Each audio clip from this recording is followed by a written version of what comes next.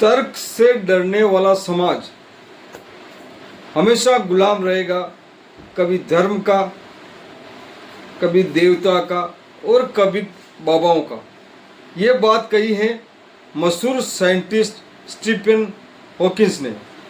उसने बोला है, उन्होंने कहा है कि जो समाज तर्क नहीं करता है, ये चीज़ हो रही है तो कैसे हो रही है और किस प्रकार हो रही है, पीढ़ी दर पीढ़ी जिस बात को कहते जा रहे हैं उस पर विश्वास करते जा रहे हैं। मैं उदाहरण दूंगा आपको।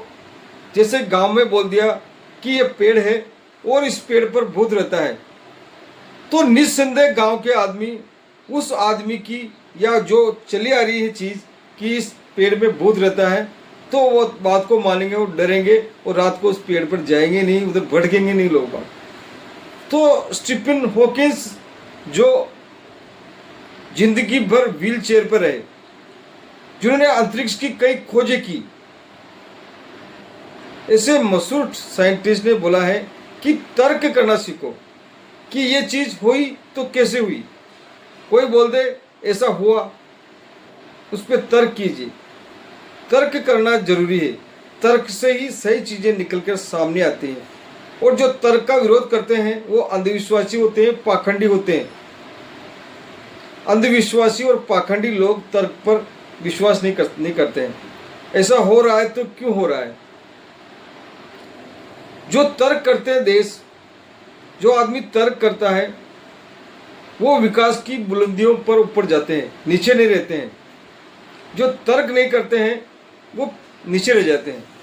पुराने ज़माने में क्या होता था? पुराने समय में लोग बाग हमारे देश के समुद्र में नहीं जाते थे, जहाज में नहीं बैठते थे। उनका सोचना था कि समुद्र में तो हमारे भगवान विष्णु भगवान सो रहे हैं, अगर हम समुद्र में पैर रखेंगे तो विष्णु भगवान पर पैर जाएगा, हम भगवान पर पैर रखेंगे, वो सही नहीं है। फिर लोगों में सोच चेंज हुई, तर्क करना सीखे, थोड़ा विज्ञान की तरफ आए,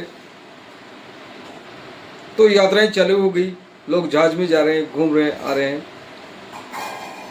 तो तर्क करना सीखिए। कोई किसी बात को बोल दे, आंख मूंद कर बंद करके उस पर विश्वास ना करें।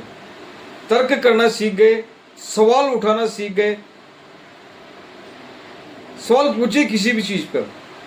आप सवाल उठाएंगे, अगर वो चीज़ गलत होगी तो सामने वाला नीचे अपनी गर्दन नीचे करेगा और बोल नहीं पाएगा, दाएं देखेगा, बाएं देखेगा। इसलिए तर्क करना जरूरी है।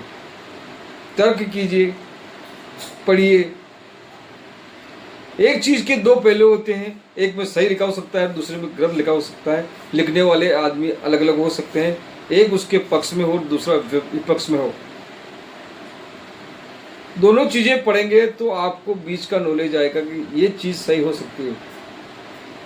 पुराने ज़माने में क्या होता था कि उपहार के लोभ में, धन के लोभ में लोग बागों ने ऐसी बातें लिख दी जो सरासर गलत है, सही नहीं है।